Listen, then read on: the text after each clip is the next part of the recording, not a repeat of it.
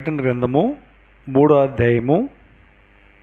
ప్రకటన గ్రంథము 3వ అధ్యాయము మొదటి వచ్చును అందరం కలిసి చదువుకుందాము.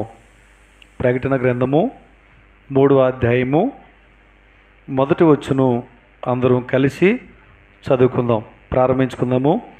సార్దీసులో ఉన్న సంఘపు దూతకు ఇలాగు రాయము. 7 నక్షత్రములను దేవుని 7 ఆత్మలను గలవాడు చెప్పు సంగతులేవనగా, నీ క్రియలను నేను ఎరుగుదును. ఏమనగా, జీవించుచున్నావన్న పేరు మాత్రం ఉన్నది కానీ నీవు మృతుడవే. ప్రకటన గ్రంథంలో 2-3 అధ్యాయాల్లో రాబడినటువంటి 7 సంఘాల గురించి మనం వరుసగా ధ్యానం చేసుకుంటూ వస్తూ ఉన్నాం. యోహాను అనే భక్తుడు ప్రభు యొక్క శిష్యుడు. పద్మస్ ద్వీపంలో పరవాసిగా తను వేయబడినప్పుడు ప్రభు దినమందు అనగా ఆదివారం రోజున ఆత్మవసరై ఉండగా 7 సంఘాల గురించినటువంటి హెచ్చరికలు ఆయన ఇచ్చాడు. అయితే వాటిని రాసి 7 సంఘాలకి పంపించమని ప్రభువు హెచ్చరించినప్పుడు 7 సంఘాలకి ఈ విషయాల్ని పంపించాడు. నేటి దినంలో ప్రపంచవ్యాప్తంగా చెందినటువంటి సార్వత్రిక సంఘాలకి 7 సంఘాలు రాయబడిన మాటలు ఎంతో అవసరం. అందుకని దేవుడు పరిశుద్ధ గ్రంథమైన బైబిల్లో వ్రాయించినట్లుగా మనము చూడగలుగుతూ ఉన్నాం. చూడండి, ఇప్పుడు ఈ సార్దీస్ అనేటువంటి సంఘాన్ని గురించి మనం చదువుకున్నాము. ఇది 5వ సంఘం. ఎన్నో సంఘం అనేది? 5వ సంఘం. ఈ సార్దీస్ అనేటువంటి సంఘం గురించి కొన్ని విషయాలు మనం ధ్యానం చేసుకుని ఈ సంఘం ద్వారా మనము ఆత్మీయంగా బలపడే దాని కొరకై మనం ప్రయత్నము చేద్దాం. చూడండి, సార్దీసు పట్టణం యొక్క చరిత్ర ఒకసారి మనం చూస్తే, సార్దీస్ అనేటువంటి పేరుకు ఎర్రనది లేక ఉజ్జీవము అనేటువంటి భావం వస్తూ ఉంది. ఈ యొక్క సార్దీస్ పట్టణం ఆసియాలో తుయితైరా పట్టణానికి సుమారు 30 మైళ్ళ దూరంలో ఉంది. తుయితైరా పట్టణం ఎక్కడ ఉందని అంటారా? పోయిన ఆదివారం మనం ఏ సంఘం గురించి చెప్పుకున్నాం? తుయితైరా సంఘాన్ని గురించి చెప్పుకున్నాం. ఆ తుయితైరా పట్టణానికి 30 మైళ్ళ దూరంలో, అది దక్షిణముగా 30 మైళ్ళ దూరంలో ఉంది. అంతేకాదు, ఈ పట్టణం యొక్క ప్రత్యేకత ఏంటంటే, ఒక ఎత్తైనటువంటి పర్వతం మీద నిర్మించినటువంటి పట్టణం ఇది. అక్కడ అది ఒక వ్యాపార కేంద్రముగా ఉంది. వెండి, ఎక్కువగా బంగారు ఆభరణాలన్నీ కూడా తయారు చేసేటువంటి ఒక గొప్ప వ్యాపార కేంద్రంగా సార్దీస్ పట్టణం అనేది ఉంది. ఈ యొక్క సార్దీస్ పట్టణం యొక్క చరిత్రను మనం చూడగలిగితే, అనేక మంది రాజులు, చక్రవర్తులు దాన్ని పరిపాలన చేస్తూ వచ్చారు. అప్పటికి దాని యొక్క వైభవం ఎంత గొప్పదంటే, ప్రపంచంలోనే ఒక ధనిక ప్రదేశముగా అది బాగా పేరు తెచ్చుకుంది. తర్వాత కాలంలో చూస్తూ ఉంటే రాజుల యుద్ధాల కాలంలో, తర్వాత వచ్చిన భూకంపాల వలన ఆ పట్టణం చాలా శిథిలమైపోయింది. ఆ తర్వాత అది రోమా చక్రవర్తి పరిపాలన కిందకి అది వచ్చింది. ఆ తర్వాత ఆ విధంగా దాని యొక్క పరిపాలన కొనసాగినట్లుగా మనము చూడగలం. ఇది సార్దీస్ అనేటువంటి సంఘం గురించినటువంటి లేక పట్టణం గురించినటువంటి విషయాలు. మరి సంఘాన్ని గురించి మనం చెప్పుకోవాలంటే, ఈ సార్దీసులో సువార్త ఏ విధంగా వెళ్ళింది, అక్కడ ఎవరు వెళ్ళి పరిచర్య ప్రారంభించారు అనేటువంటి విషయాలు స్పష్టంగా చరిత్రలో ఎక్కడ మనం గ్రహించలేము. కానీ దేవుడు ఆ పేరు అనేది మరుగుపెట్టినప్పటికీ సువార్త అయితే మాత్రం ఆ సంఘానికి వెళ్ళింది. ప్రారంభంలో సార్దీస్ యొక్క సంఘం చాలా ఉజ్జీవంగా ఉన్నారు, ఆత్మీయంగా ఉన్నారు, బాగా బలపడ్డారు. దినాలు గడిచే కొద్ది దేవుడు వారిని పరిశీలన చేసేటప్పటికీ ఈ సార్దీస్ యొక్క సంఘం పరిస్థితి ఎలా ఉందంటే, చచ్చిన స్థితికి వచ్చేసింది అనేటువంటి మాట అక్కడ మనము చూడగలుగుతూ ఉన్నాం. ఈ యొక్క సార్దీస్ యొక్క సంఘానికి ప్రభు తనను ఏ విధంగా ప్రత్యక్షపరుచుకున్నాడో ఇక్కడ మనం చూడగలం. స్మరణ సంఘానికి ఒక విధంగా ప్రత్యక్షపరుచుకున్నాడు. దానికి ముందు మొదటి సంఘం ఎఫెసీకి ఒక విధంగా ప్రత్యక్షపరుచుకున్నాడు. చూస్తారా, ఎఫెసీ సంఘానికి ఏమని చెప్తా ఉన్నాడు ఆయన? 7 నక్షత్రములు తన కుడి చేత పట్టుకుని 7 దీపస్తంభముల మధ్య సంచరించేవాడు. ఆ విధంగా ఆ సంఘాన్ని ప్రత్యక్షపరుచుకున్నాడు. స్మరణ సంఘానికి ఏమో మృతుడై మరలా బ్రతికినవాడు చెప్పు సంగతులు ఏమనగానే అక్కడ ప్రభు ఆ విధంగా ప్రత్యక్షపరుచుకున్నాడు. తర్వాత పెర్గమ సంఘాన్ని గురించి ఏ విధంగా? వాడే 2 అంచులు గల ఖడ్గముగా ప్రత్యక్షపరుచుకున్నాడు. తుయతైర సంఘంలో ఏ విధంగా అగ్ని జ్వాలంటి కన్నులు, అపరంజిని పోలిన పాదములు, దేవుని కుమారుడిగా ఆ విధంగా ప్రత్యక్షపరుచుకున్నాడు. ఇప్పుడు 3వ అధ్యాయంలో సార్దిస్ సంఘం గురించి మనం చూస్తాం కదా.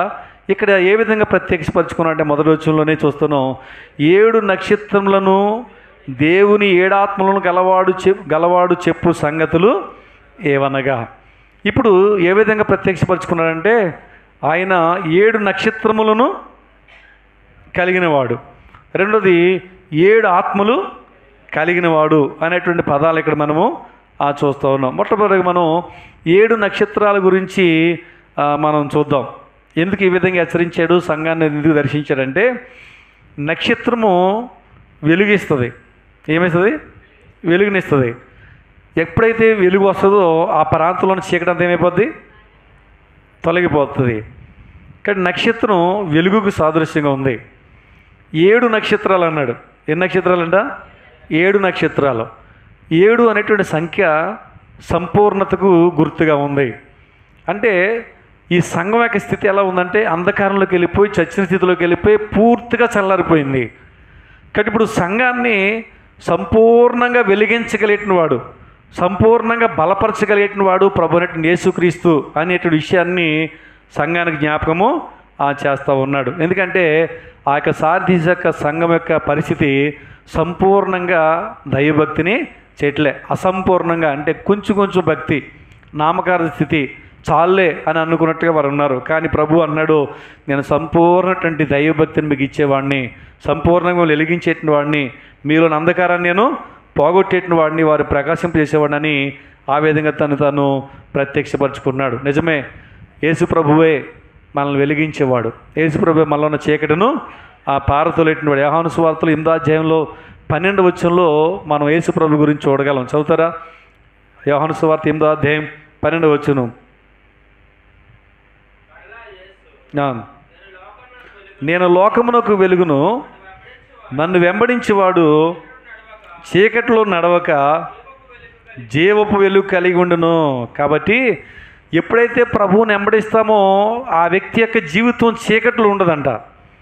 సార్దీస్ సంఘము ప్రభువుని వెంబడించట్లే, ప్రభువుని వెంబడించేటంటే వాక్యాన్ని వెంబడించట్లే. అందుకే ఆటోమేటిక్గా ఏమైపోయిందంటే చీకట్లోకి వెళ్ళిపోయింది. కాబట్టి ఇప్పుడు వారిని హెచ్చరిస్తూ సంపూర్ణమైన వెలుగుని ఇచ్చేటిన వాడిని నేను అని చెప్పి తను ఆ విధంగా ప్రత్యక్షపరుచుకున్నట్లుగా మనము చూస్తూ ఉన్నాం. ఇంకా రెండోదిగా ఏమైనా ప్రత్యక్షపరుచుకున్నాడు 3వ అధ్యాయంలో ప్రకటన గ్రంథంలో మనం చూసాం కదా. మొదటి వచనంలో దేవుని 7 ఆత్మలను గలవాడు చెప్పు సంగతులు ఏమనగా. ఇప్పుడు ఏమన్నాడు? 7 ఆత్మలు అంటే 7 నక్షత్రములు గలవానిగా మాత్రమే కాకుండా 7 ఆత్మలు గలవానిగా కూడా ప్రభు సార్దీస్ సంఘానికి ఏం చేశాడు? ప్రత్యక్షమైనట్టు మనం చూస్తూ ఉన్నాం. ఆత్మ దేనికి గుర్తు అంటే, ఆత్మ అంటే శక్తికి గుర్తు. ఆత్మ అంటే ఒక శక్తికి గుర్తు అనమాట. అని ఇప్పుడు 7 ఆత్మలు అంటే పరిపూర్ణమైన శక్తిని చూపిస్తూ ఉంది. సార్దీస్ సంఘం అయిపోయిందంటే ఆత్మీయంగా నైతికంగా కూడా బలహీనపడిపోయింది. కాబట్టి సంఘాన్ని బలపరచడానికి, విశ్వాస జీవితంలో వారిని స్థిరపరచడానికి, సర్వసత్యంలోనికి వారిని నడిపించడానికి యేసు ప్రభు ఎవరంట? శక్తి కలిగిన వాడు. ఎవరు చెప్పనైనా? మనకు లేదు ఆ శక్తి, మనము చేయాలంటే చేయలేము. కానీ ప్రభువు మనకు శక్తిని ఇచ్చి ఆత్మీయంగా మనల్ని నిలబెట్టేటిన వాడు. ప్రభువు మనకు ఆ సామర్థ్యమునిచ్చి తన మార్గంలో మనల్ని నడిపించేటివాడని మనం చూస్తూ ఉన్నాం. ఈ శక్తి కూడా ఎలాంటిదంటే కొంచెం కాదంట. 7 ఆత్మలు అన్నాడు కదా. అంటే 7 అంటే ఎన్ని గుర్తు? సంపూర్ణమైనటువంటి దానికి గుర్తు బైబిల్ ప్రకారం మనం చూస్తాం. కానీ లోకంలో 7 అనేటువంటి అంకెను పలకడానికి కూడా ఇష్టపడరు. వ్యాపారస్తులు లెక్క పెట్టాలంటే 6 దగ్గరికి వచ్చిన తర్వాత 6 అంటారు, తర్వాత వెంటనే 8 అంటారు. కానీ 7 అనే అంకెను పలకడానికి ఇష్టపడరు. కానీ బైబిల్ ప్రకారం మనం చూస్తూ ఉన్నాం 7 సంపూర్ణానికి గుర్తుగా ఉంది. కాబట్టి యేసు ప్రభు ఆ సంఖ్యను వాడి 7 ఆత్మలు, 7 నక్షత్రాలు కలిగిన వాడు అని తను ప్రత్యక్షపరుచుకుంటూ ఉన్నాడు. కాబట్టి విశ్వాసం మన జీవితాల్లో నిజమైన భక్తిని కలిగి ఉండడానికి, ప్రభువుని వెంబడించడానికి ఆ ప్రభు యొక్క శక్తి మనకు అవసరం. ఆ శక్తిని ఇవ్వగలిగిన వాడు ఆయన ఒక్కడే. లోకాన్ని వెంబడిస్తే, లోకం మీద ఆధారపడితే ఆ శక్తి మనకు దొరకదు. కానీ ప్రభు మీద ఆధారపడితే ప్రభువే మనకు ఆ శక్తిని అనుగ్రహించేటవాడని మనం చూస్తూ ఉన్నాం. ఇంకా చూడండి, ఈ యొక్క సార్దీస్ యొక్క సంఘములో ఉన్నటువంటి మంచి లక్షణాలు ఏంటో చూసి ఆ సార్దీస్ సంఘం మీద ఏ తప్పులైతే మోపబడ్డాయో వాటిని కూడా మనం పరిశీలన చేద్దాం. మొట్టమొదటిగా ఆ సార్దీస్ సంఘంలో ఉన్నటువంటి మంచి లక్షణాలు చూడండి. 3:4 చూస్తే, అయితే తమ వస్త్రములను అపవిత్రపరచు కొనని కొందరు సార్దీసులో నీ యొద్ద ఉన్నారు. వారు అర్హులు గనక తెల్లని వస్త్రములు ధరించుకుని నాతో కూడా సంచరించెదరు. సార్దీస్ సంఘములో ప్రభు దృష్టికి ఆ సంఘస్థులందరూ కూడా వారి క్రియల్లో చెడిపోయి చచ్చిపోయిన వారుగా కనపడుతూ వచ్చారు. అలా కనిపిస్తున్నప్పుడు కూడా సంఘములో కొద్దిమంది తమ విశ్వాసాన్ని కాపాడుకుని దైవభక్తి కలిగి వారు జీవించినట్లుగా ప్రభు గుర్తించాడు. వారి విషయమై మాట్లాడుతూ ఉన్నాడు. వారంటే తెల్లని వస్త్రములు ధరించుకున్న వారై ఉండి ప్రభువుతో కూడా సంచరించే వారై ఉండి తెల్లని వస్త్రములతో వారు ప్రభువుని వెంబడిస్తారు, ప్రభువుతో వారు సంచరిస్తారని ఇక్కడ మనం చూస్తూ ఉన్నాం. సంఘం అంటే అందరూ ఒక విధంగా ఉండరు, ఒక్కొక్కళ్ళు ఒక్కొక్క రీతిగా జీవిస్తూ ఉంటారు. ఎందుకంటే అనేక ప్రాంతాల నుంచి, అనేక జాతుల్లోంచి, అనేక అలవాట్ల నుంచి, అనేక పద్ధతుల్లో జీవించేటువంటి విధానాల్లోంచి ప్రజలు ప్రభు మార్గంలోకి వస్తారు. వచ్చినప్పటికి కొంతమంది వారి యొక్క పాత నడవడిక, పాత జీవితం విడిచిపెట్టుకోకుండా వారు నామకార్థంగా బ్రతికే వాళ్ళు కొంతమంది ఉన్నారు. వాక్యాన్ని విని పౌరుషం తెచ్చుకుని పాపాన్ని విడిచిపెట్టి దైవభక్తి మార్గాలు జీవించేవారు కూడా కొంతమంది ఉంటా వచ్చారు.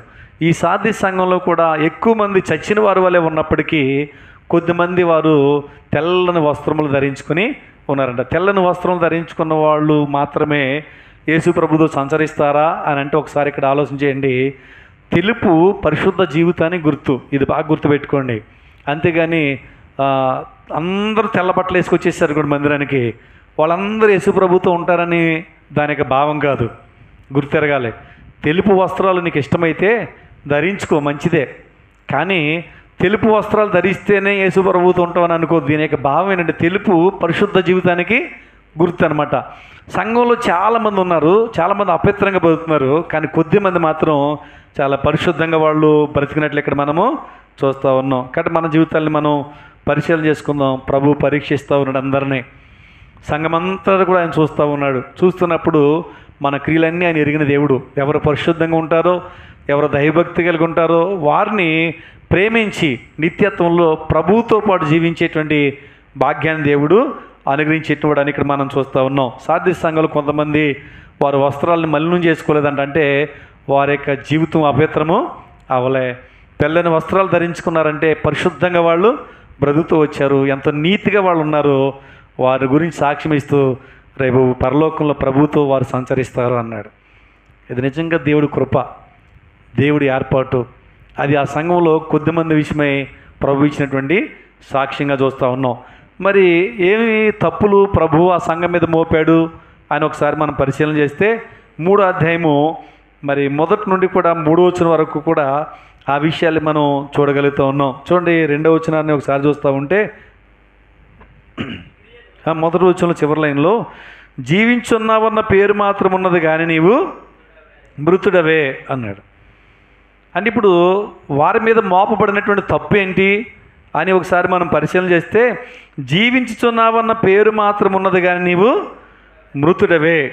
సంఘమును గురించి తేటగా ఎరిగిన ప్రభు ఈ యొక్క సంఘము కేవలము నామకార్థ భక్తి కలిగినదిగా ఉన్నది, చచ్చిన స్థితిలోకి వెళ్ళిపోయింది అనేటువంటి విషయాల్ని ప్రభు ఎరిగి ఈ విషయాలు చెప్తూ ఉన్నాడు. ఒకసారి ఆలోచన చేయండి. ప్రారంభంలో సార్దీస్ యొక్క సంఘం చాలా ఆత్మీయంగా ఉంది, బలంగా ఉంది. ప్రార్థన జీవితం కానీ విశ్వాస జీవితం కానీ చాలా బాగుంది. దినాలు గడిచే కొలది, డబ్బు వచ్చే కొలది వారి యొక్క బ్రతుకు ఏమైపోయింది అంటే నామకార్థతలోనికి వెళ్ళిపోయింది. చూడండి, కొంతమంది జీవితాలు అలాగే ఉంటాయి. ప్రారంభంలో చాలా బాగుంటాయి, ఇప్పటికీ కూడా వాళ్ళు ప్రారంభంలో ఉన్నట్టు ఉండదు. కానీ ఏం చెప్పుకుంటారు తెలుసా? ప్రారంభంలో నేను ఎక్కడ మీటింగ్కి మానేదానిగా తెలుసా మీకు అంటూ ఉంటారు. ప్రారంభంలో నేను ఇన్ని గంటలు ప్రార్థన చేసేవాళ్ళని, ప్రారంభంలో నేను ప్రార్థన చేస్తే వాళ్ళు దయ్యాలు పోయి, ప్రారంభంలో నా భక్తి అలా. కానీ ఇప్పటికీ ప్రారంభంలోని విషయాలు చెప్పుకుంటారు కానీ ఇప్పుడు స్థితి మాత్రం గుర్తెరగరు. సార్దీస్ సంఘం అలా గొప్పలు చెప్పుకుంటుంది.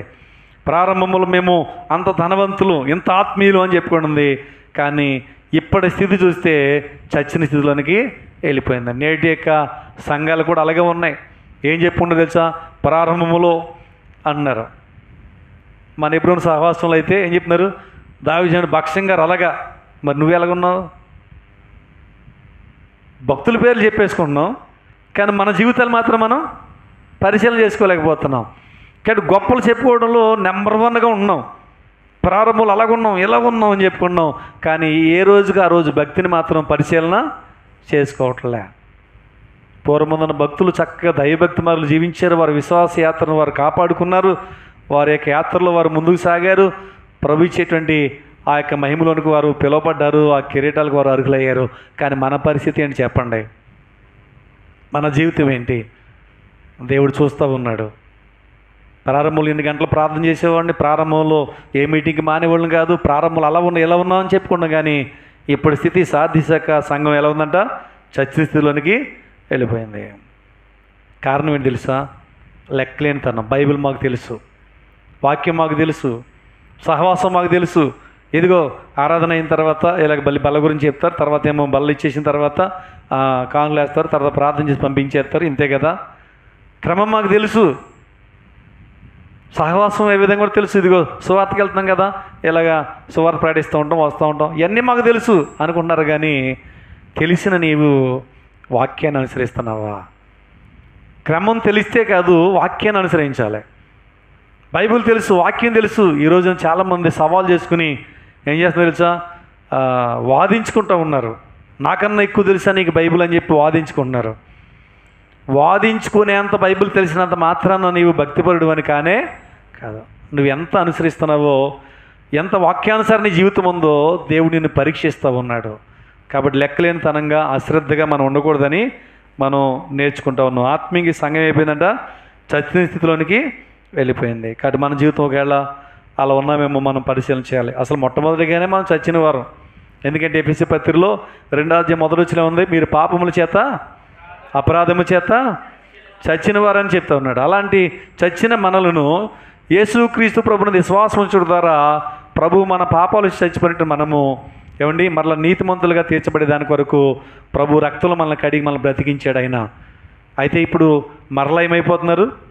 బ్రతికించబడి మరలా ఏమవుతున్నారు? చచ్చిన స్థితిలోనికే అంటే ఆత్మీయంగా చచ్చిపోవడానికి దిగజారిపోతూ ఉన్నారు. కాబట్టి ఆత్మీయంగా నీ పరిస్థితి ఎలా ఉందో, నామకార్థ స్థితిలో నువ్వు ఎలా కొనసాగుతున్నావో ఒకసారి నీ జీవితాన్ని పరీక్షించుకోవాలని చెప్పి సార్దీస్ సంఘం ద్వారా దేవుడు మనల్ని హెచ్చరిస్తూ ఉన్నాడు. గుర్తెరగండి, ఈ రోజున మనం చెప్పుకునేటువంటి మాటలు సార్దీస్ సంఘం గురించి కాదు. బాగా గుర్తెరగండి. ఎందుకంటే ఆ సంఘం ఇప్పుడు ఉందా? ఇప్పుడు బ్రతుకున్నారు వాళ్ళు? లేరు. కానీ ఇప్పుడు ఈ మాటలు చదువుకున్నామంటే ఎవరి గురించి ఇవి? మన గురించే దేవుడు చెప్తున్నాడు. అందుకే బైబిల్ గ్రంథంలో ఆయన రాయించాడు. మనల్ని ప్రేమించిన దేవుడు, మన పరిస్థితి ఎలా ఉందో ఎరిగిన దేవుడు, మనల్ని మార్చేదాని కొరకు, మనల్ని ఆత్మీయంగా బలపరిచేదాని కొరకు ఈ విషయాలు ఆయన రాస్తూ వచ్చాడు. చూడండి, ఇంకా మనం చూస్తూ ఉంటే 3వ అధ్యాయం 2వ వచనంలో ప్రకటనలో ఇంకా వారి మీద మోపడినట్టు రెండో తప్పు ఏంటంటే, మొట్టమొదటిగా వాళ్ళు బ్రతికున్నాం అనుకున్నారు కానీ చచ్చిన స్థితిలో ఉన్నారు ఆత్మీయంగా అని చెప్పాడు. రెండోదిగా ఏం చెప్తున్నాడు? నీ క్రియలు నా దేవుని ఎదుట సంపూర్ణమైనవిగా నాకు కనబడలేదు. అంటే సార్దీస్ సంఘము పైకి చూడడానికి ఎలా ఉందంటే క్రియలలో చక్కగా ఉన్నారంట వాళ్ళు. ఆతిథ్యం ఇవ్వడం కానివ్వండి, మందిరంలో క్రమశిక్షణ పాటించడం కానివ్వండి, ఏమండి భక్తి సంబంధించిన క్రియలు కానుకలు వేయడం కానివ్వండి, మందిరాల్లో పరిచర్య చేయడం కానివ్వండి, అంటే క్రియల పూర్వకంగానేమో అన్ని క్రమంగా చేస్తున్నారు. కానీ ఆత్మీయంగా కానీ మాత్రం వాళ్ళ క్రియలు దేవుని దృష్టిలో సంపూర్ణమైనవిగా లేవు. మతపరమైన క్రియలు చేస్తూ నేను వెళ్ళిపోతాను పరలోకం అంటే బైబిల్ గ్రంథంలో మాట ఉంటుంది, నీ నీతి క్రియలన్నీ దేవుని ఎలా ఉన్నాయంట? మురికి గుడ్డ వలె ఉన్నాయన్నాడు. క్రియలు చెడ్డవి కాదండి, బాగా గుర్తెరగండి. క్రియలు ఏంటంటే అవి నీతి క్రియలు అన్నాడు. నీతి క్రియలే దేవుని దృష్టిలో మురికి గుడ్డ వలె ఉంటే నామకార్థంగా బ్రతుకుతూ ఏదోలే ఈ పని చేసి వెళ్ళిపోదాం, ఏదోలే ఈ క్రియలు చేసి వెళ్ళిపోదాం అని చేస్తాను. నీ క్రియలు దేవుని దృష్టిలో ఎలా ఉన్నాయో తెలుసండి? అసంపూర్ణమైనవిగా ఉన్నాయి. ప్రకటనలో రాస్తాడు, ఒకసారి చూడండి. క్రియలు ఎందుకు మనకంటే 14వ అధ్యాయము 13వ వచనంలో అంతటి ఇప్పటి నుండి ప్రభునందు మృతునందు మృతులు ధన్యులను రాయమని పరలోకం నుండి ఒక స్వరము చెప్పగా వింటిని. నిజమే, వారు తమ ప్రయాసములు మాని విశ్రాంతి పొందుదురు, వారి క్రియలు వారి వెంట పోవునని ఆత్మ చెప్పుచున్నాడు. మనం వెళ్ళేటప్పుడంట, మన ఆత్మ వెళుతున్నప్పుడు ఆత్మతో పాటు భూమి మీద నుండి ఏమి వెళ్తాయి తెలుసా? ఏమి వెళ్తాయి ఏంటండి? మన డబ్బు వెళ్ళదు, మన బంగారం ఇక్కడే ఉండిపోద్ది, మనకున్న వస్తువులు, మనకున్న ధన సంపద, మనకున్నటువంటి అధికారం ఏదైతే అన్నీ లోకం వదిలిపెట్టేయాలి. కేవలం ఆత్మతో పాటు వెళ్ళేది దేవుని దగ్గరికి క్రియలు వెళ్తాయి. అవి మంచివైతే క్రియలు బట్టి దేవుడు నీకు మంచి బహుమానం ఇస్తాడు. చెడ్డవైతే చెడ్డ క్రియలు బట్టి దేవుడు ప్రతిఫలం ఇచ్చి నరకంలోనికి గంటి వేస్తాడు. కాబట్టి క్రియలు చాలా ప్రాముఖ్యమైనవి. కాబట్టి క్రియలతో కూడిన భక్తిని మనం చేయాలని దైవ గ్రంథం సెలవిస్తూ ఉంది. అయితే యాకోబు పత్రికలో అంటాడు, క్రియలతో కూడిన విశ్వాసాన్ని మీరు కలిగి ఉండని చెప్తాడు. సరే, క్రియలు చాలా ప్రాముఖ్యమైనవి. అదే సమయంలో ఎలా ఉండాలంటే మన క్రియలు దైవభక్తి కలిగినవిగా ఉండాలని చూస్తూ ఉన్నాం. నామకార్థంగా బ్రతుకుతూ ప్రభు అసహించుకునేలాగా ఏదో కొన్ని క్రియలు చేసి వెళ్ళిపోదాం. కొంతమంది ఎలా వస్తారంటే మందిరానికి వస్తారు కానీ ఏమండి జీవితంలో మారరు, భక్తి రాదు, మారరు, దురలవాట్లు అలాగే ఉంటాయి, పాపం అలాగే ఉంటుంది. ప్రభు బల్ల వచ్చేసేటప్పటికి నేను అర్హుడు కాదు, నేను పాపంలో ఉన్నానని గ్రహించుకోకుండా ఏం చేస్తారు? పేరుకి అందరూ తీసుకున్నారు కాబట్టి నేను కూడా ఏం చేయాలి? తీసుకోవాలి అని తీసుకుంటూ ఉంటారు. అందరూ ఇస్తున్నారు కాబట్టి కానుక ఇవ్వాలి, అందరూ మందులో భోంచేస్తున్నారు కాబట్టి నేను కూడా ప్రేమ విందులో పాల్గొనాలి, అందరూ ఇదిగో మీటింగ్స్ కోసం ఖర్చు పెడుతున్నారు కాబట్టి నేను కూడా ఖర్చు పెట్టాలి అంటే ఏదో నామకార్థంగా చేస్తున్నారు కానీ భక్తి అనేది హృదయంలో వారికి లేదు. దేవుడు చూస్తున్నాడు, కేవలం నీ క్రియలను మాత్రమే కాదు, నీ హృదయాంతరంగాలను కూడా ఆయన పరిశీలించలే దేవుడు. కానీ నువ్వు ఎలా ఉన్నావో నీ స్థితిని బట్టి నీ క్రియలు దేవుడు గుర్తిస్తాడు. అర్థమవుతుందండి?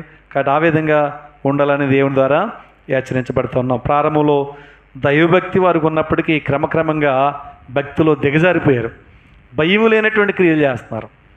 కాబట్టి దేవుడు అంటే భయం లేకుండా చేసేటువంటి క్రియలు దేవుడికి ఇష్టమైనవి కాదండి. కానుకలు పెట్టి దగ్గర ప్రభువు ఉన్నాడంట. ఎంతోమంది ధనవంతులు వచ్చి వారికి ఉన్న ధన సంపదలు అనేకమైనటువంటి ధనము తెచ్చి అక్కడ వేసేసారు. ప్రభు వాళ్ళని చూసాడు కానీ వారు ఎవరిని మెచ్చుకోలే. ఒక బేద ఎదురాలు తీసుకొచ్చి ఆమెకున్నటువంటి ఆ కాసులు అందులో కానీ ఆమెను అంటాడు, ఆమెకున్నదంతా దానిలో వేసిందని చెప్పి ప్రభు అన్నాడు. కారణం ఏంటంటే ఆమె స్థితిని, ఆమె భక్తిని ప్రభు గుర్తించాడు. భక్తి లేని క్రియలు దేవుని దృష్టిలో వ్యర్థం. కాబట్టి దైవభక్తి కలిగి క్రియలు చేసేవారికి మనం ఉండాలని హెచ్చరించబడుతూ ఉన్నాం. ఇంకా ఏమని చెప్తున్నాడు చూడండి. సంఘానికి అనిచ్చే హెచ్చరికలు ఏంటంటే 2-3 వచనాల్లో, నీ క్రియలు నా దేవుని ఎదుట సంపూర్ణమైనవిగా నాకు కనబడలేదు కనుక జాగరూకుడివై. ఎలా ఉండాలంటే చెప్పండి? జాగరూకుడివై. సంఘం విశ్వాసంలో క్రియల్లో చచ్చిన స్థితిలో ఉందని చెప్పాం కదా. దానికి కారణం ఏంటంటే అజాగ్రత్త, నిర్లక్ష్యము. అంతేకాదు ఇక్కడ రాయబడిన మాట మనం చూస్తూ ఉంటే నిద్రాసక్తి. ఏంటి చెప్పండి? నిద్రాసక్తి. సంఘాల్లో కూడా చాలామంది వాక్యం చెప్తూ ఉంటే నిద్రపోయే వాళ్ళు చాలామంది ఉంటారు. పేరుకి ఇంటర్నెట్గా ఇలా ఉంటూ ఉంటారు. కొంతమంది కోడి నిద్ర అంటారే, కళ్ళు తెరిచి నిద్రపోతూ ఉంటారు. ఈ నిద్రపోయే వాళ్ళు మళ్ళీ పైకి మామూలు నిద్రారు, తలకి మరి కునుపాట్లు వస్తాయి కదా, ఇలాగ తల ఊపుతూ ఉంటే పాపం దైవ సేవకులు చూసి ఈ సహోదరి లేక ఈ సహోదరు బాగా వాక్యం విన్నారని చెప్పేసి వాళ్ళు ఎంక చూసుకుంటా తెగ చెప్పేస్తుంటారు వాక్యం. వాళ్ళు వినరంలో లేదు, వాళ్ళు ఏం చేస్తున్నారు? నిద్రపోతున్నారు. నిద్రాసక్తి. వాళ్ళ బ్రతుకులు మారవేక ఎప్పటికి మారో. ఒకసారి ఒక ఆవిడ ఆరాధన చేస్తూ ఉంటే ఊరి పేరు చెప్పండి, ఆరాధన చేస్తూ ఉంటే ఆరాధన చేస్తూ ఆరాధన ఆగిపోయింది. ఎవరు చేయట్లేదు ఏంటి అనుకున్నాను నేను. ఎవరు చేయట్లేదు ఏంటి అనుకుంటే పక్కన ఉన్న ఆవిడేమో ఈవిడ ఇలా తట్టేటప్పటికి తండ్రి ప్రభు, నాయన ప్రభు నీ స్తోత్రం మళ్ళీ చేస్తున్నారు ఆరాధన. తర్వాత ఆరాధన అయిపోయిన తర్వాత చివరిలో ప్రార్థన చేయించుకోవడానికి వచ్చినప్పుడు అడిగానమ్మా, ఏంటి ఆరాధనలో నువ్వు మధ్యలో ఆగిపోయావు? ఏదైనా దుఃఖం వచ్చి ఆగిపోయావా? బాధ వచ్చి ఆగిపోయావా ఏంటి? ఇంకొక ఆవిడ నిన్ను మళ్ళా మెలకుపరిస్తేనే కానీ ప్రార్థన చేయలేదంటే ఆవిడ అంటుంది, ఏంటోనండి పాస్టర్ గారు, ఇంటికాడ ఎంత కూర్చొని నిద్ర వస్తలేదండి, మందిరంలోకి వస్తే దేవుడి మందిరం నిద్రపోయే స్థలం కాదు. నిద్రపోవడానికైతే మందిరానికి రావడానికి ఇంకా అవసరం ఏమని చెప్పు. ఇంత ప్రయాసపడి ఛార్జీలు పెట్టుకుని వచ్చి నీ టైం అంతా కూడా దేవుని కోసం కేటాయించి నీ పనులు మానుకుని వచ్చి మెలకుగుడి దేవుడి మాట వినకపోతే నిద్రపోవడం కోసం అయితే ఎందుకు చెప్పండి. సాధ్య సంఘం చచ్చిన స్థితిలో గడడానికి గల కారణం ఏంటంటే నిద్రాసక్తి అంట. జాగరూకుడిగా లేరు, అంటే మెలకుగా లేదంట సంఘం. అందుకే హెచ్చరిస్తూ ఉన్నాడు, జాగ్రత్త, ప్రభు రాబోతున్నాడు. నువ్వు నిద్రపోతే బుద్ధిగల కన్నికలు బుద్ధి లేని కన్నికలకి అదే పరీక్ష వచ్చింది. 10 మంది కూడా నిద్రపోతున్నారు, కానీ ఇదిగో పెండ్లు కుమారుడు ఆయన ఎదుర్కొని రండి అనేట్టు స్వరం వినిపించగానే వెంటనే మెలుపు తెచ్చుకున్నారు. కానీ బుద్ధి కలిగిన వారు ఎలర్ట్గా ఉన్నారు, వాళ్ళ డ్యూటీలు వెలుగుతున్నాయి. బుద్ధి లేని వారికి డ్యూటీలు ఆరిపోతున్నాయి. అంటే వారు సిద్ధపాటు లేదు. మెలకు అంటే అర్థం ఎప్పటికప్పుడు మనం సిద్ధపాటు కలిగి ఉండాలని నేర్చుకుంటా ఉన్నాం. కాబట్టి మెలకు ఉంటే మీరు రాత్రులు నిద్రమా అనేది మన కాదు. అదవుతుందంటే తగినంత నిద్ర మనిషికి కావాలి. కానీ వాక్యం చదువుకున్నప్పుడు, ప్రార్థన చేసుకున్నప్పుడు మన జీవితాలకి మెలకు అనేది చాలా అవసరమని మనం చూస్తున్నాం. అదే సమయంలో ప్రభు ఎప్పుడు వస్తాడో మెలకువగలిగి మనం ఉండాలని మనం నేర్చుకుంటూ ఉన్నాం. బైబిల్ గ్రంథంలో మనం చూస్తూ ఉంటే ఎఫెసీ పత్రిక 5వ అధ్యాయం 14వ వచనంలో రాయబడిన మాట మనం పరిశీలన చేస్తే, అందుచేత నిద్రించున్న నీవు మేలుకొని మృతుల్లో నుండి లెమ్ము, క్రీస్తు నీ మీద ప్రకాశించునని ఆయన చెప్తున్నాడు. నిద్రించున్న నీవు మృతుల్లో నుండి లే, ప్రభువు నీ మీద ప్రకాశిస్తూ ఉన్నాడు. ఎంతకాలం సోమరిపోతాను, ఎంతకాలం నిద్రాసక్తి, నీ బ్రతుకును మార్చుకో అని చెప్పి ప్రభు హెచ్చరిస్తూ ఉన్నాడు. రోమపత్రిక 13వ అధ్యాయం 11వ వచనం చూస్తూ ఉంటే, మీరు కాలము నెరిగి నిద్ర మేలుకొని వేళైనదని తెలుసుకుని అలాగూ చేయండి అన్నాడు. కాలాన్ని ఎరుగు, పరిస్థితులు గమనించు, వాక్యాన్ని బట్టి ప్రభు రాకడ ముందు ఏ సూచనలు ఇవన్నీ జరుగుతూ ఉన్నాయి. ఇంకెంతకాలం సోమరిపోతానంగా, ఎంతకాలం నిద్రపోతానంగా, ఎంతకాలం నిర్లక్ష్యంతో ఉంటావు, ప్రభు త్వరలో రాబోతున్నాడు, ఎప్పుడు మెలకు తెచ్చుకుంటావు అని ఈ విషయాల విషయమే ప్రభు మనల్ని హెచ్చరిస్తూ ఉన్నాడు. జాగరూకుడు అయి ఉండు అన్నాడు. జాగారం అంటే ఏంటి అర్థం చెప్పండి. జాగారం చేయడం అర్థం ఏంటి? మెలకుగా ఉండు. కాబట్టి ఆత్మలో మెలకుగా ఉండు, ప్రభు త్వరలో రాబోతున్నాడని ఈ విషయాలు మన జ్ఞాపకము చేస్తూ ఉన్నాడు. ఇంకా మనం చూస్తూ ఉంటే 3వ అధ్యాయం 2వ వచనంలో ఇంకా వారిని హెచ్చరించిన మాటలు మనం చూస్తూ ఉంటే, చావనై ఉన్న మిగిలిన వాటిని బలపరచము. ఇందాక చెప్పాను కదా, సంఘంలో కొంతమంది చచ్చిన స్థితిలో ఉన్నారట, కొంతమంది ఆత్మీయంగా చల్లారిపోయారు. మరికొంతమంది ఎలా ఉన్నారంటే, వారు ఎలా ఉన్నారంటే అండి, బ్రతికే ఉన్నారంటే, ఆత్మీయంగా వారు బ్రతికే ఉన్నారు అని చూస్తూ ఉన్నాం. కాబట్టి ఇప్పుడు ఆత్మీయంగా ఎవరైతే బ్రతికున్నారో వాళ్ళని హెచ్చరిస్తూ వాళ్ళతో ప్రభు మాట్లాడుతూ ఉన్నాడు. ఏమన్నాడంటే, చావన ఉన్న సంగతులు నీవు బలపరచని. కాబట్టి ఈ దుర్దినాల్లో ఉన్నాం. కొంతమంది అలాగే చచ్చిన స్థితిలో ఉన్నారు, కొంతమంది అలాగే దారి తప్పిపోయారు, కొంతమంది అలాగే లోకానుసారంగా ప్రవర్తిస్తూ వాళ్ళు భక్తిహీనంలో ప్రవర్తిస్తూ ఉన్నారు. వాళ్ళని చూసి, వాళ్ళని బట్టి, వాళ్ళని అనుసరించి నీ జీవితాన్ని నువ్వు పాడు చేసుకోకుండా నువ్వు జాగ్రత్తగా కాపాడుకో. నీ భక్తి, నీ విశ్వాసాన్ని కాపాడుకో. దైవభక్తి మార్గంలో నువ్వు జీవించడానికి తీర్మానం చేసుకో. పరిశుద్ధంగా బ్రతకడానికి నీవు తీర్మానం చేసుకో. చావనై ఉన్నటువంటి మిగిలిన వాటిని నీవు బలపరచని ప్రభు హెచ్చరిస్తూ ఉన్నాడు. ఇంకా చూస్తే చూడండి 3వ అధ్యాయం 3వ వచనంలో ఇంకేం హెచ్చరిస్తూ ఉన్నాడు. నీవెలాగ ఉపదేశం పొందితవో, ఎలాగ వింటివో జ్ఞాపకము చేసుకుని దానిని గైకొనుచు మారు మనసు పొందుము. ఏం చెప్తా ఉన్నాడు చెప్పండి ఇక్కడ. ఎలాగ ఉపదేశం పొందితవో, ఎలాగ వింటివో జ్ఞాపకము చేసుకుని దానిని గైకొనుచు మారు మనసు పొందుము అన్నాడు. సాధ్య సంఘం ప్రారంభ దినాల్లో ఆసక్తితో సత్యమైన వాక్యాన్ని వినేటిన వారు, ఉపదేశాన్ని చక్కగా జ్ఞాపకం చేసుకుని జీవించిన వారు. దినాలు గడిచే కొలది ఏమైపోయి తెలుసా, సత్యమైన వాక్యాన్ని విడిచిపెట్టేసి అబద్ధ బోధల వైపు ఆకర్షించబడుతూ నామకార్థ భక్తి వైపు వెళ్ళిపోతున్నారు. జాగ్రత్త. ప్రారంభంలో దేవుడిని ప్రేమించి చక్కని వాక్యానుసరణ పద్ధతిని, సత్యమైన వాక్యాన్ని దేవుడు మనకిచ్చి మన విశ్వాసాన్ని దేవుళ్ళు స్థిరపరిచాడు. ఇక్కడ నామకార్థంగా జారిపోవడానికి ఈ దినాల్లో వచ్చేటువంటి దుర్బోధల వైపు నీ మనసును మళ్లించుకోకుండా నువ్వు మెలకువ తెచ్చుకోవాలని, ఒకసారి నీ విన్నటువంటి దైవవాక్యాన్ని జ్ఞాపకం చేసుకోవాలని పదే పదే హెచ్చరించబడుతున్నాం. ఎందుకంటే ఈ దుర్దినాల్లో ఎక్కువ శాతం కల్మషమైపోయిన బోధలు ఎక్కువ వినపడుతూ ఉన్నాయి. ఎక్కువగా మనల్ని పాడు చేసే బోధలు, తప్పుడు సిద్ధాంతాలు ఈ దినాల్లో ఎక్కువగా ప్రబలిపోతూ ఉన్నాయి.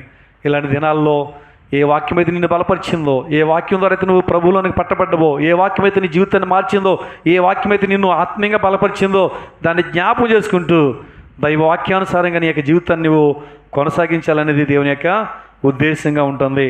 కాబట్టి జాగ్రత్త, ప్రభు మరి త్వరలో రానై ఉన్నాడు, నీవు మారు మనసు పొందవా అన్నాడు.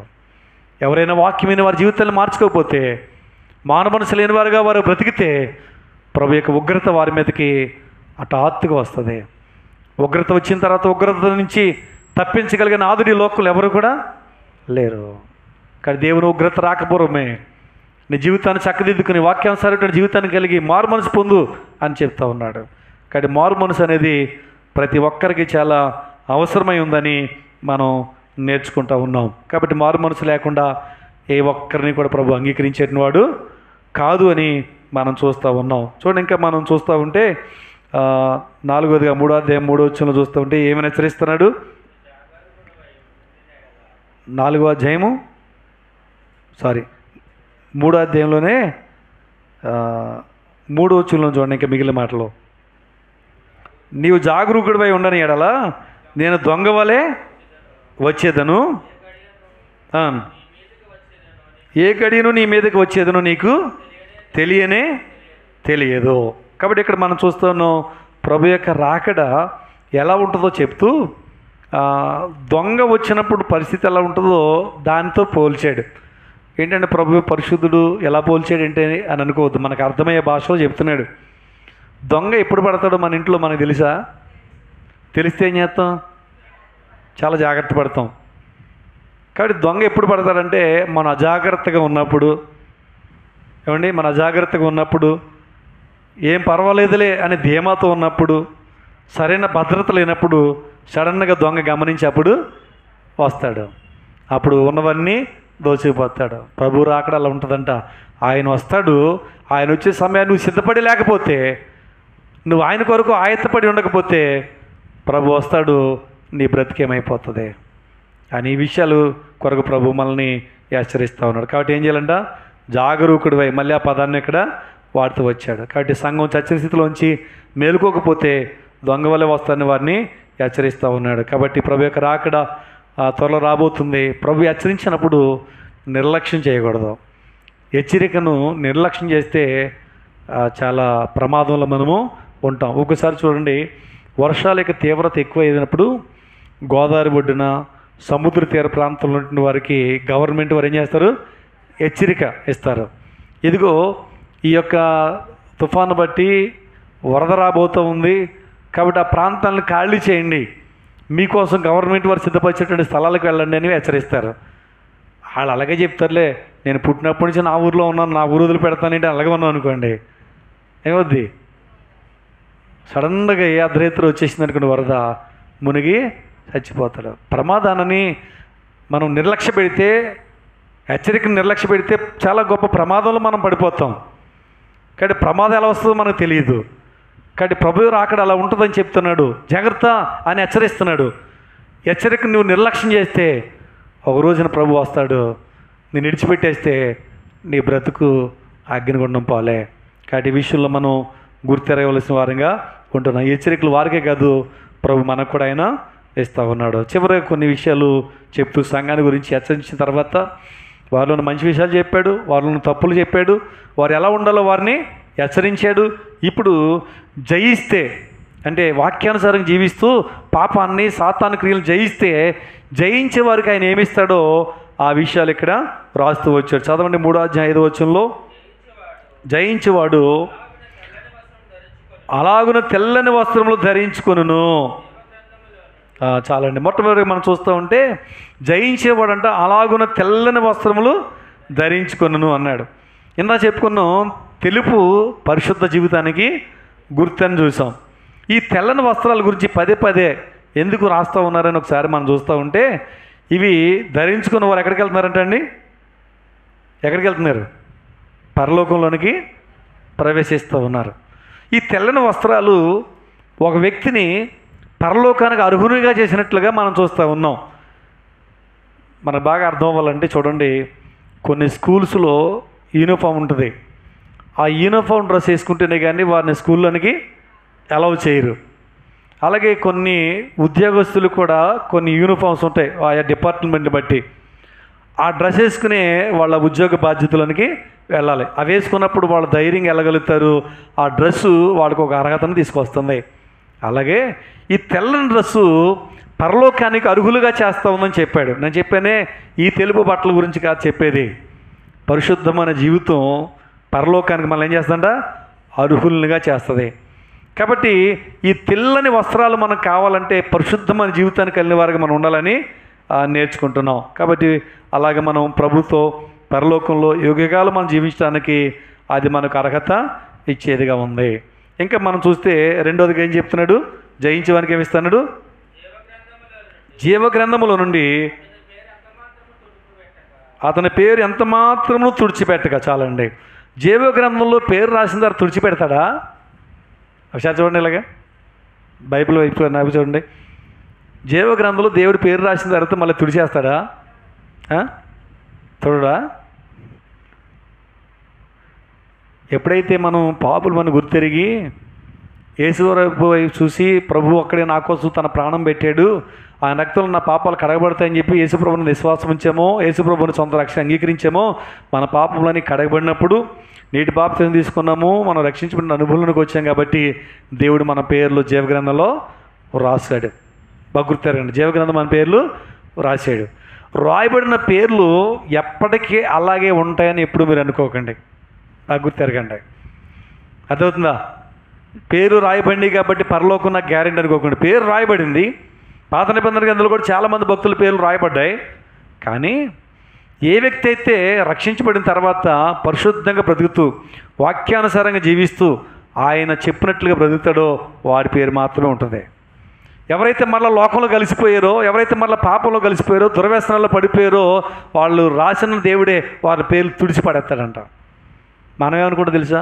బాప్తీసం తీసుకుంటే పేరు రాసేస్తాడు కాబట్టి మాకు పరలోకం అందే అనుకుంటాం. తప్పండి అది. అలాగే అనుకుంటే చాలామంది వచ్చేద్దరు, బాప్తీసాలు తీసుకుందరు, పేర్లు అందులో ఉంటాయి కాబట్టి లోకానుసారంగా మళ్ళా జీవిస్తూ ఉంటారు. కాబట్టి మన పేర్లు ప్రభు తుడిచిపెట్టుకోకుండా మన పేర్లు అలా ఉండాలంటే, రాయబడిన పేర్లు అలాగే ఉండాలంటే ఏం చేయాలి చెప్పండి? ఆయన కోరినట్లుగా మనం బ్రతకాలి. ఆయన యొక్క భక్తి మార్గంలో మనం జీవించే వారిగా ఉండాలని ఇక్కడ మనం చూస్తూ ఉన్నాం. తర్వాత మూడోదిగా ఏమన్నాడంటే జయించిన వారి పేరు చదవండి. ఇంకా తండ్రి ఎదుటను ఆయన దూతల ఎదుటను ఒప్పుకొందును. 3 విషయాలు చెప్తున్నాడు. తలుపుకు దగ్గరికి అండి. 3 విషయాలు చెప్తున్నాడు. ఏంటి 3 విషయాలు అంటే, ఒకటి ఏం చెప్తున్నాడండి? తెల్లని వస్త్రాలు ధరించుకుంటారు జయిస్తే అన్నాడు. రెండోది జీవగ్రంథంలో వారి పేరు తుడిచివేయను జయిస్తే, పాపాన్ని, లోకాన్ని, చెడ్డ జీవితాన్ని జయించి దైవభక్తి మరి నువ్వు జీవిస్తే ఈ మేలు చేస్తానని చెప్పాడు. మూడోదిగా ఏం చెప్పానంటే దూతల ఎదుట, తండ్రి ఎదుట నేను ఒప్పుకుంటానని చెప్పాడు. భూలోకంలో ప్రభు కోసం నువ్వు బ్రతికినటువంటి బ్రతుకు, నీ యొక్క విశ్వాస జీవితం, నీకుండేటువంటి మంచి సాక్ష్యము రేపు ప్రభు ఎదుట, తండ్రి ఎదుట నేను నిలబెడుతుంది. ఇది తెలుసా? భూలోకంలో బ్రతుకున్నంత కాలంలో ప్రభు ఎవరో నాకు తెలీదు అని ఒకవేళ నువ్వు బ్రతికితే రేపొద్దుట ప్రభు కూడా ఏమన్నా తెలుసా? తండ్రి ఎదుట నువ్వెవరో నాకు తెలియదు, నువ్వెవరో నాకు తెలియదు. మత్తయి సువార్తలో ఆ విషయాలు చదువుతుంటాం. ప్రభు నీ నామములో అద్భుతాలు చేయలేదా? నీ నామములో దేహాలు వెలగొట్టలేదా? అయినా మీరు ఎవరో నాకు తెలియదు, అక్రమం చేయవాళ్ళ నేత నుండి పొండే అంటాడు. ఇక ఆ బాధ అంతా ఇంత కదండి. ఎరగను అన్నాడంటే మన బ్రతికేం తెలుసా? నిత్య నరకమే. కాబట్టి మన బ్రతుకును మనం సరి చేసుకునేట్టు వారికి ఉండాలని నేర్చుకున్నాం. మత్తయి సువార్త 10వ అధ్యాయం 32 చూడండి ఒకసారి. మత్తయి సువార్త 10వ అధ్యాయము 32వ వచనం.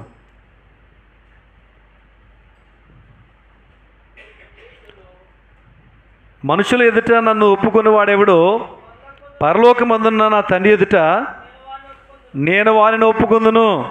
కానీ భూలోకంలో నువ్వు బ్రతికిన బట్టే నువ్వెవరో ఆయన తెలియనట్లుగా నువ్వు బ్రతుకుతూ ఉంటే రేపొద్దు నువ్వెవరో నాకు తెలియదని ఆయన అంటాడు. ఆయన నువ్వు ఒప్పుకుంటేనే ఆయన నిన్ను గురించి ఒప్పుకుంటా అన్నాడు. లోకాసు వార్తలో కూడా 12వ అధ్యాయము 8వ వచనంలో కూడా ఆ మాట చెప్తాడు చూడండి.